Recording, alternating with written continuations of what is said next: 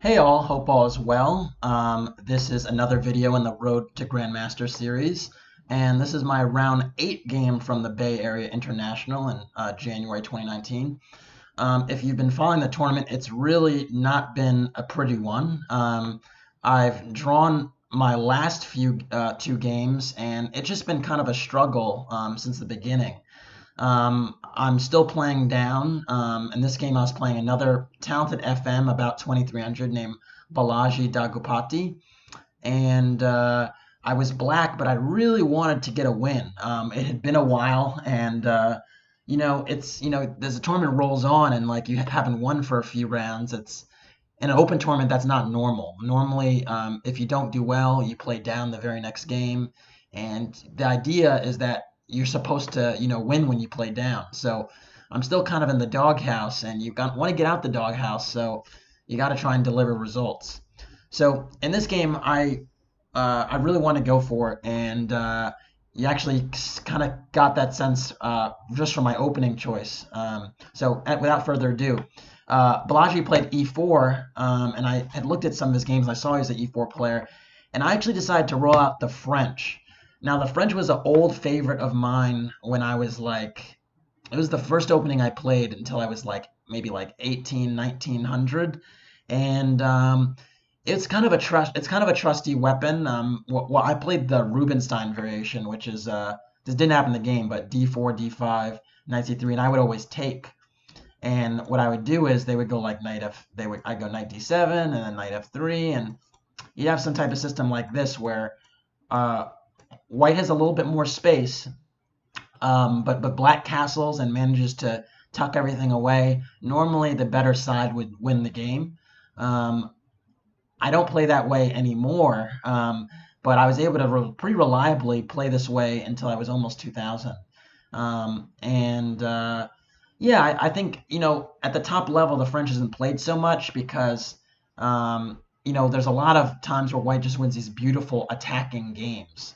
So, in some sense, the French doesn't have the best reputation at the top level, but I think it's pretty playable, and I don't know. I think it's pretty playable below Super Grandmaster level. Let me put it that way. So, anyways, knight c3 was actually played, and I went for knight f6, which is kind of inviting the classical variation with e5. Typically here, e5, knight fd7, f4, c5, and you see as white has a lot of space, and black is trying to hammer away at this d4 pawn in the center by putting all these pieces putting pressure on the d4 square. So that didn't actually happen, but that's what could happen. Instead, after knight f6, my opponent played bishop g5, and this is actually the start of the McCutcheon variation, which is a very, very, very sharp line. This isn't the start of the McCutcheon variation. It starts after my next move, bishop b4. And this is a very, very sharp line, very complicated. I actually had never played it before, but my roommate for this tournament, a good friend, Craig Jones, was once like a very, very strong correspondence chess player and had played the French for like 20, 30 years. And he was actually schooling me on the system, and I really liked what I saw the more I looked at it. In any case, bishop b4. So the immediate question is like, well, that doesn't actually resolve the pin on this knight on f6 and the queen on d8, so why can't you play e5? Well, that's what actually is played. And after e5, black has to counter with h6. And the point is that if white takes this knight now, black can actually take the bishop, and this position is actually playable. Now, black isn't castling kingside, but black has the two bishops, and will hopefully recover this pawn on g7 very soon. And it's just a very, very sharp and dynamic game. So not for the faint of heart.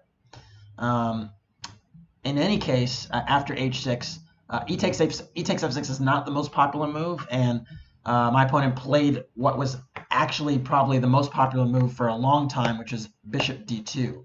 I think other players now are playing bishop e3 or bishop c1, but bishop d2 was the move that was been played for like decades. Give me a second. I'm just going to take some water here.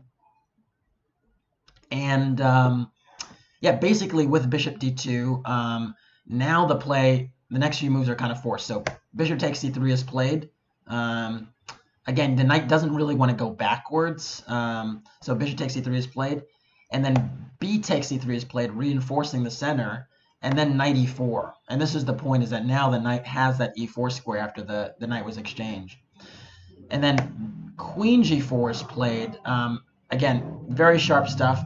In this position, there are two ways to play. You can actually play king f8, or you could play what I played, which is g6. And after g6, believe it or not, white plays bishop d3, challenging the knight. And after knight takes d2, king takes d2, white is willing to have their king in the center, but it's actually pretty well protected behind this wall of pawns. And also, white maintains really good attacking chances on the king side, because you can see my pawns are kind of loose here. Another thing is that my dark squares are really weak because the dark squares, the dark square bishop is gone. So there's some scenarios where you have endgames where black is really getting squeezed on the dark squares. So what's the plan? What is black playing for? Well, there are a few ideas. One, black is kind of playing for the c5 break. If black is able to break on c5, get to d4, you can imagine that maybe this king side opens, the king on d2 feels a little bit airy. The flip side of that is just to just be very watchful over the weaknesses on the king side, because typically white might try to hammer down the h file with h4, and you got to be ready for that, because again, these pawns are very, very weak. So anyways, I went c5. That's the main move. Knight f3, and I took a different course of action here that's not super popular. I played c4. The idea is kind of unusual because I just said your counterplay is based upon the d4 pawn. But with this move, actually, the position is closed and takes on a more strategic nature, which was of interest to me. So c4, bishop e2, knight c6, and a4. And a4 makes some sense to take some space on the queen side, and kind of dissuades me from maybe playing b5. Note that the long-term plan with playing c4 is kind of to break on the b4 square and open up on that on the c3 pawn. Because again, now that I played c4, I can't really challenge this pawn. I can't challenge the d4 pawn. So I kind of want to challenge here. Sorry with my color coding. I'm just learning how to do this. So so a4 kind of stops against that plan, but I don't know. You can argue maybe it's not the most essential. a4, bishop d7, continuing to my development. Note that castling king side here is kind of out of the question because I'd just be castling into danger with h4. So if anything, I'm going to try and castle queen side. So a4, bishop d7, and now h4. Again, when I talked about this being a theme, this hammering down on the king side. h4, queen c7, thinking about castling queenside, right? I said that was maybe an idea. And there's a little trick to queen c7 that my opponent actually falls for, which is queen f4. Now it seems like after queen c7, like I'm leaving and vacating this all-important f6 square, right? The queen is no longer on c7, is no longer protecting the f6 square. It turns out that the queen rushing to f4 is actually ill-advised if the queen has gone to c7. And you might want to pause your video here to think about why going queen f4 is kind of ill-advised, because it's actually a strategical mistake. Strategical is not a word. Strategic mistake. And I mean, actually, my roommate and good friend Craig Jones actually showed me this the night before when we were looking at the position. He's like, yeah, you know, this is actually a little trick that people fall for. And here you go. The reason it's not actually a good move is because of this move f5. And amazingly, I'm able to cover the f6 square because no en passant is not possible because the queen is hanging on f4. So it's a very, very easy oversight to make, but it actually makes all the difference because now my backward pawn on f7 is no longer backward, and I've managed to shore up my king side. So a huge, huge swing there from a strategic standpoint.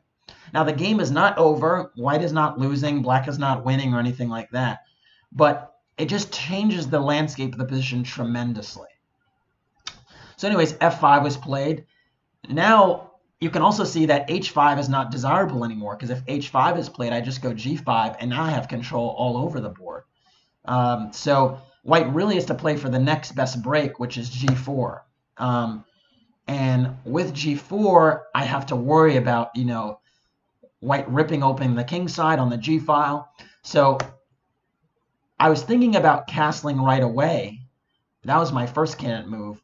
But I was a little bit concerned of this capture, and then rook coming to g1, and I thought, how do I deal with the rook coming down to g7? Like, I don't know. Like, it just looks very uncomfortable. I wasn't sure. I mean, it just seemed unclear to me. So instead of castling, I actually played knight e7.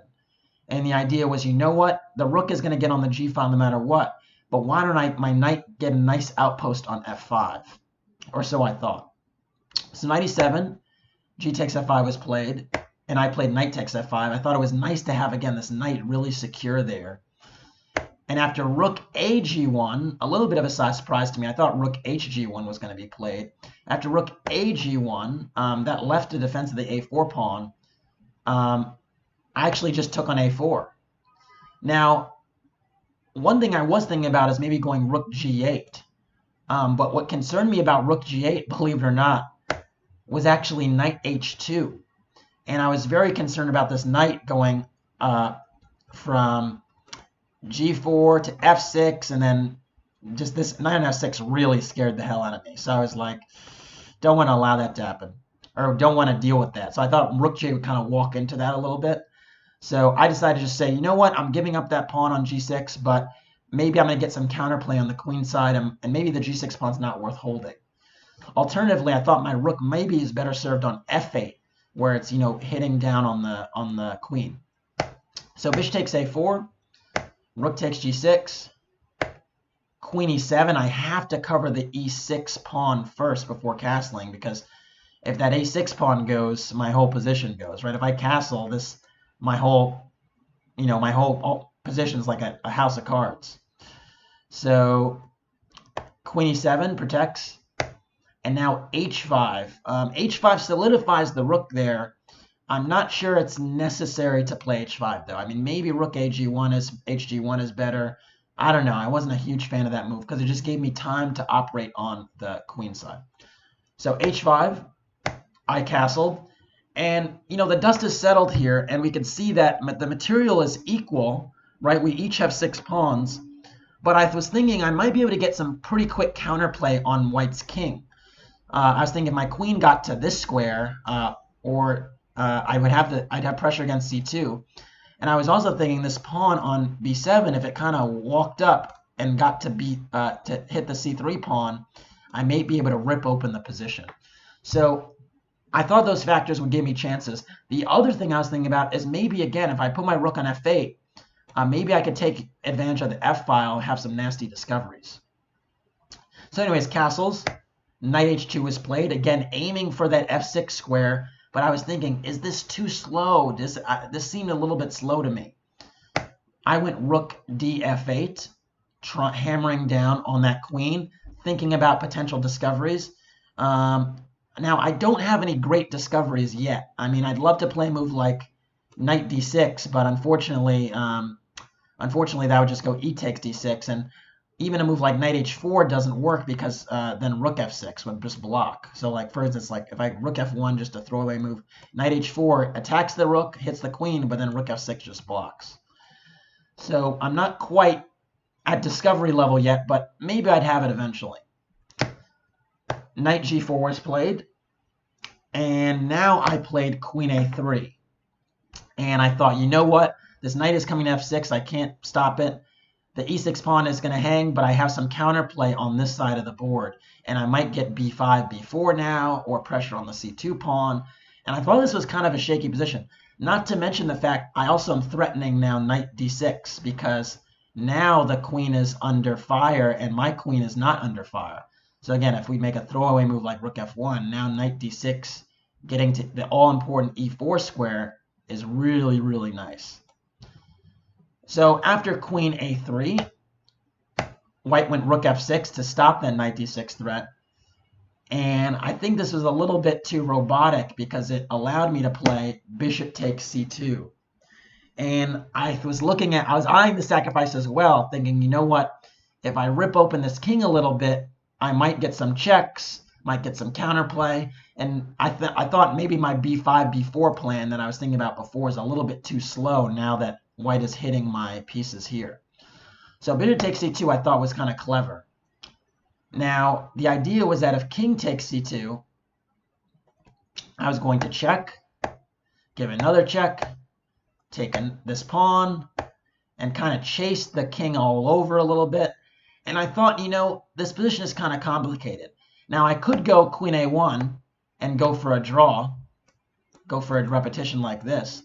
But I also thought maybe there's another option here. Like maybe I could try to play queen takes d4 and go for this type of position. And this is very risky, actually. Maybe not good. But I thought maybe I could try to run my pawns like this.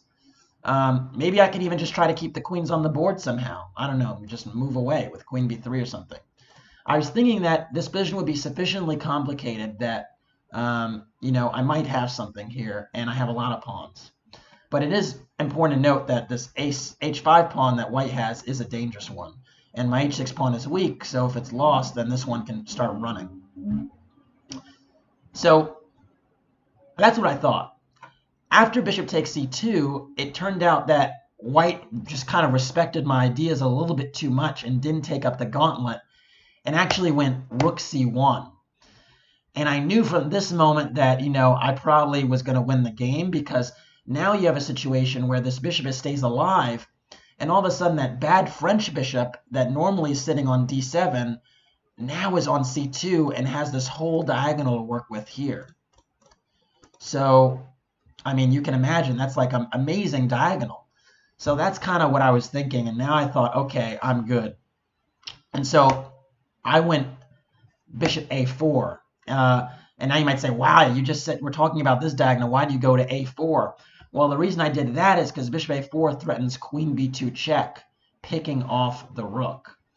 So bishop d1 was played, dealing with that queen b2 check, because now after queen b2 check, the king can go to e1, and the queen is protecting. And so bishop d1. Well, actually, the queen on f4 was, I guess, protecting the rook in both circumstances. But I don't know. I thought it was dangerous. So bishop d1, bishop takes d1, king takes d1, and now I'm a pawn up. The white king is kind of on the run. The rook on c1 is not that great. It's doing a protective job, but it's not great. And I kind of thought I should handle this game now. So, you know, when you're up material, you want to trade. On the flip side, it'd be nice to attack, but my only piece that's involved in the attack is the queen. So I need to try and get some of my pieces on the king side involved, particularly one of these. And so I played knight g7. I thought it was a very, very clever and important move. The point is that, note, my queen on a3 is protecting my rook on f8. And now my knight is threatening the h5 pawn. So very difficult to deal with. And it also protects the e6 pawn. So a pretty nice retreating move. So knight g7, queen h2 defended that. Note that taking my rook would just give me a lot of play. I can even just play queen takes f8. But maybe rook takes f8 is a little bit better, and then infiltrating like this.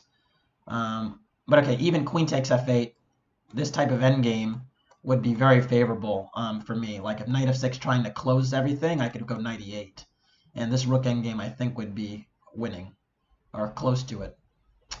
And so after knight g7, queen h2 just decide, you know what, I'm not going to trade with you willingly, and I kind of want, white kind of wants black to trade on f6, because then e takes f6 would give a very nasty pass pawn, and now this knight would have the e5 square to work with. So I went queen e7 back, trying to just shore up my king side a little bit, protecting the e6 pawn, and also threatening my next move after rook. Well, my next move wasn't this, but my idea was to go knight e8.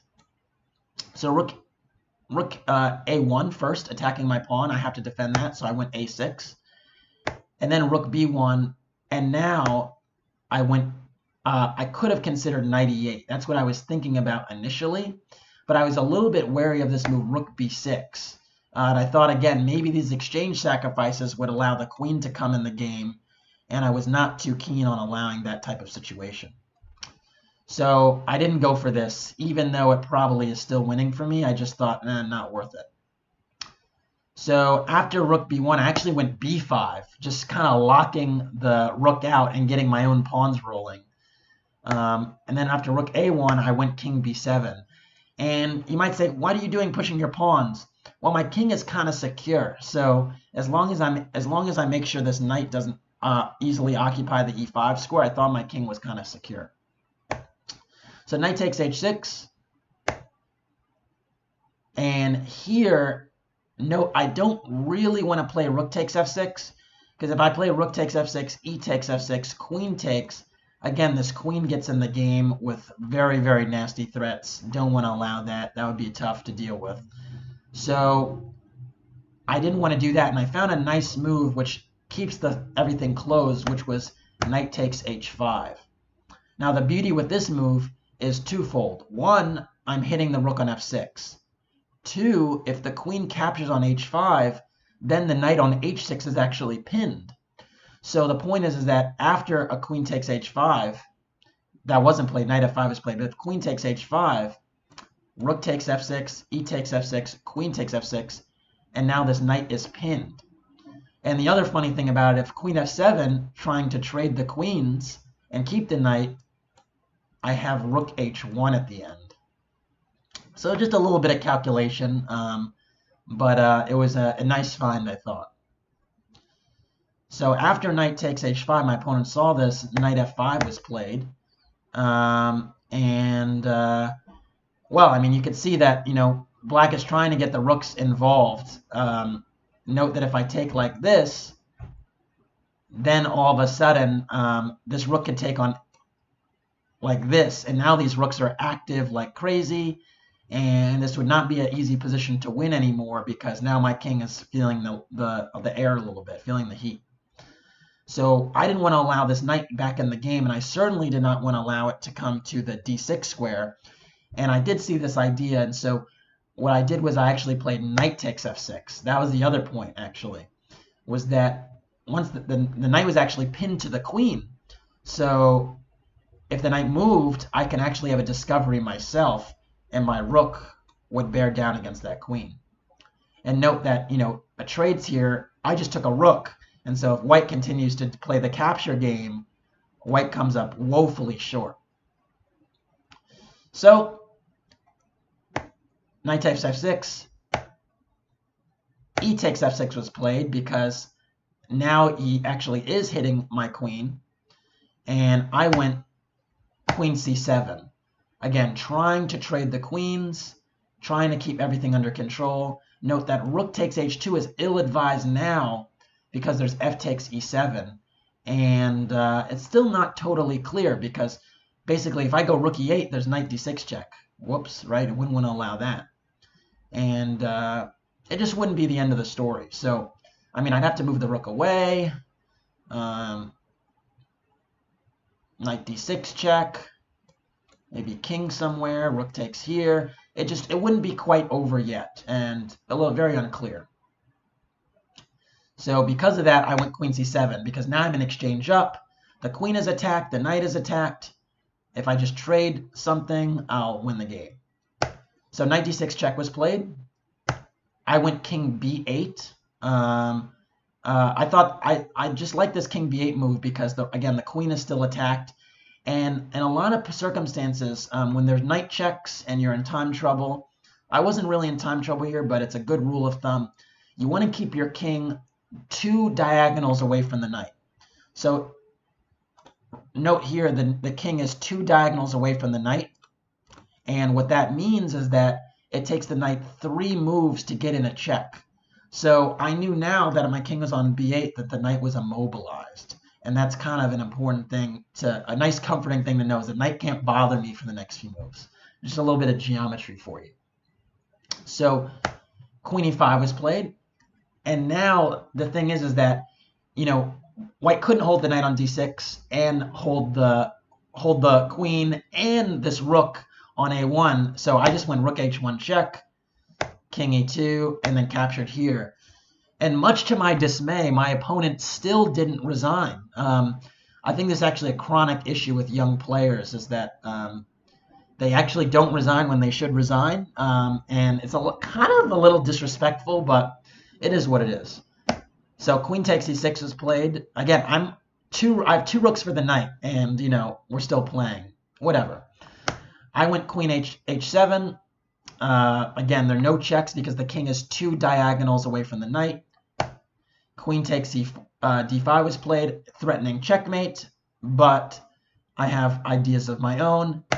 And then queen d3 was actually mate, and it actually came on the board. So that was that. Well, kind of exciting game. I was happy with it.